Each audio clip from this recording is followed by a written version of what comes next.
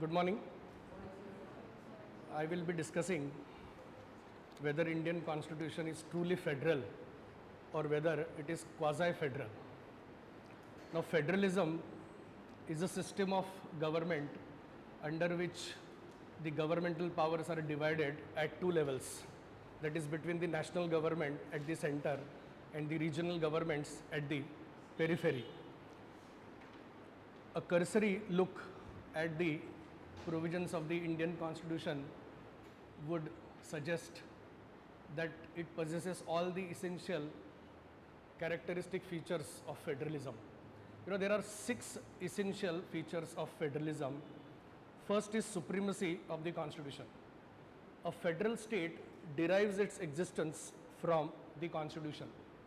So every power, whether it is executive, legislative or judicial, irrespective of whether it belongs to the national government or the regional governments, is controlled by and subordinated to the Constitution. Now, do we have Supreme Constitution in India? Yes, it is Suprema Lex. Article 13 we have studied in the last semester, which says state 13(2) states shall not make any law which either takes away or abridges any of the rights guaranteed under Part 3 of the Constitution, that is fundamental rights, and to the extent of such contravention law be void. Now, law is defined as rules, regulations, bylaws, notifications, orders, ordinances, even customs and usages having force of law. So, whether it is legislation or subordinate legislation, and whether it is made by the national legislature or national government or regional legislature or regional government, that doesn't matter, because all laws are made subjected to the fundamental limitations in Part 3. Second essential feature of federalism is written constitution. Now, United Kingdom does not have a written constitution. Is it a federal country? Yes or no? Is United Kingdom a federal country? No. It's a unitary country, because a federal system cannot exist without a written constitution. See, federalism, the foundation of federalism is contract between the sovereign independent states. So, different communities, they come together and they enter into a treaty, and the terms of the treaty are required to be reduced into writing in the form of a national constitution.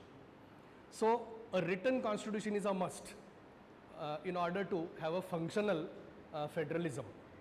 Then third essential, what will happen if a federal system is based on mere conventions and usages, as in United Kingdom? What will be the consequences?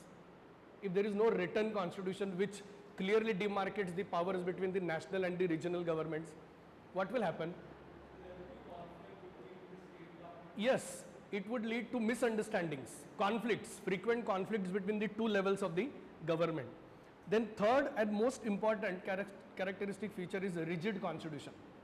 See, in a federal system, the constitution cannot be amended by the national legislature unilaterally without the participation of the states. I'll give you an example. Now, what is the example of classical federal state or classical federalism? Which state? United States. Now, in United States, no provision of the Constitution can be amended without the ratification by at least 3/4 of the states.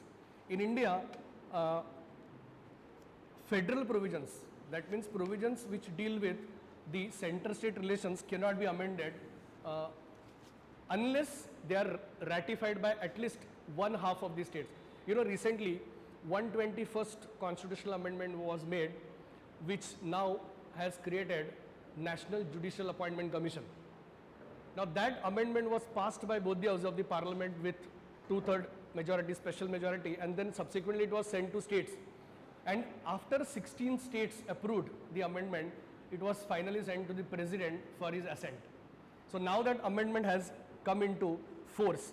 Of course, it has been challenged in the Supreme Court, and day before yesterday, the Supreme Court has constituted a constitution bench, 5 judges bench, to go into the constitutional validity of that amendment based on federal basic structure. So the court will examine whether the amendment violates independence of judiciary as a basic structure. And we have already, I think, discussed Quixote Holohan versus Jashilo's case. where the Supreme Court invalidated insertion of para 7 in 10th schedule by way of 52nd constitutional amendment. Why? Because para 7 affected the jurisdiction of the high courts, state high courts, and the amendment was passed merely by both the houses of the parliament. So it was not sent for the approval of the states. So there was a procedural ultra vires, and the Supreme Court declared the 52nd amendment and 10th schedule only to this extent as void, because doctrine of severability was applied. Only para 7 was severed and the remaining provisions were held to be valid. So do we have a rigid constitution? Yes. Now this, you will find this feature in almost all federal constitution. For example, Switzerland, no amendment can be brought into force unless it is ratified in a by a popular vote. That means there is a requirement of referendum. Of course, our founding fathers did not provide for the requirement of referendum for practical reasons, but in other federations, now for example in Germany, although states have no role to play in the amendment of the German constitution, but so far as the federal features are concerned, the German parliament cannot amend. For example, the division of the federation into states or participation of the states in legislation. Now these two features are exclusively made unamendable. Why? Because Germany is also a federal state or federal country. Then the fourth and most important feature of the federalism is division of powers. That means the governmental powers are divided between the national and the regional governments. Now we have 7th schedule which creates 3 lists, list 1, list 2, list 3, union list, state list and the concurrent list. So the parliament, union parliament has legislative competence to make laws with respect to the entries mentioned in list 1. The states legislatures are entitled to make laws under list 2, and there is a concurrent list which is a common field. So both the legislatures can simultaneously make laws subject to the condition that if there is any inconsistency, the union law would prevail. Now this particular pattern has been adopted from the Canadian constitution, and in India and Canada both, the residuary power goes to states. Now if you go to United States, the subject matters with respect to which the American Congress can make laws is mentioned in constitution. The residuary power is vested in the states. Now that is because United States is a classical federalism. Even in countries like Germany, now in Germany you will find that union list is there, concurrent list is there, and whatever remains goes to the states. So division of powers between the union and the states. So specific subjects of legislations are earmarked so far as both the levels of the government are concerned. Then the fifth and most important aspect of federalism is that there is an independent tribunal which is authorized to resolve the disputes between the national and the regional governments. What is the federal court in India? Supreme Court under Article 131. Again, there is one dilution in India, because the Supreme Court can resolve all disputes between the states and union and states except interstate water disputes, because for that Parliament is authorized to make law and create the mechanism for resolution of the interstate river water disputes. And Parliament has enacted a law, Interstate Water Disputes Act 1956, under which central government is supposed to create an ad hoc tribunal to resolve a specific dispute between two states. You know, Kaveri Water Disputes Tribunal was created to resolve the long-standing dispute between Kerala, Karnataka and Tamil Nadu as to the sharing of the water of river Kaveri. So except that unitary aspect, we have the Supreme Court which can resolve all sorts of dispute. You know, currently there is a suit pending in the Supreme Court filed by state of Maharashtra against state of Karnataka, border dispute, Belgaum, because both states claim that particular. Maharashtra's claim is that the majority population in that part are Marathi speaking. So it would have been naturally part of Maharashtra. So that matter is pending. So 131 gives the jurisdiction. And last but not the least, the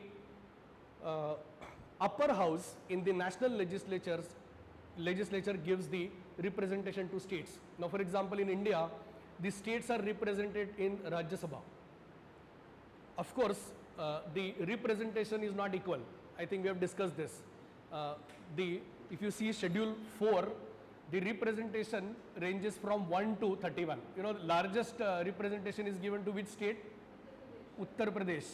And then some of the northeastern states have only one seat in Rajya Sabha.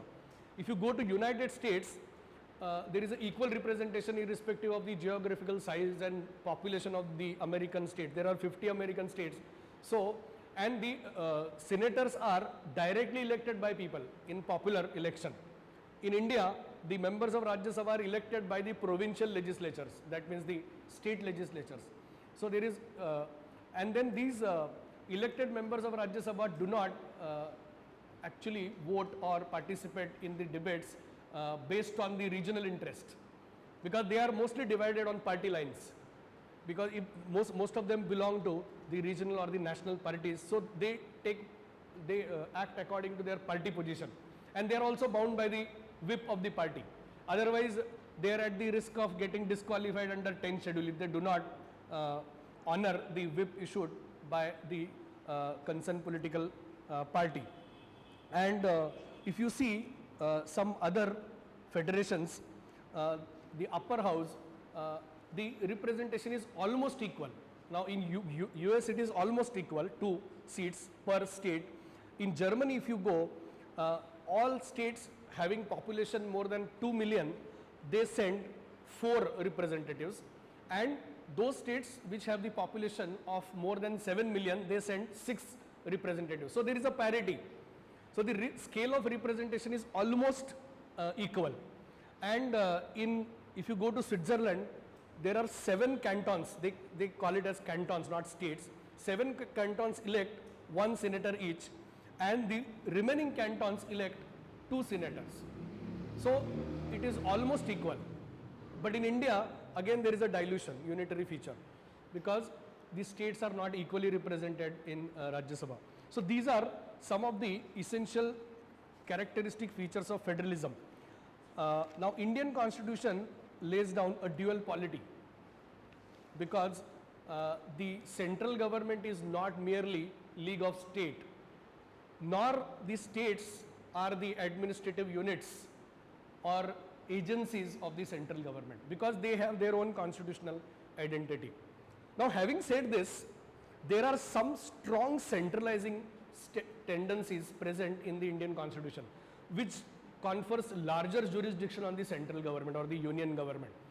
There is a central bias towards the centralization of the powers in the hands of the central government. And there are historical reasons for that. You know, when the Constitution was being framed, there was a partition of India.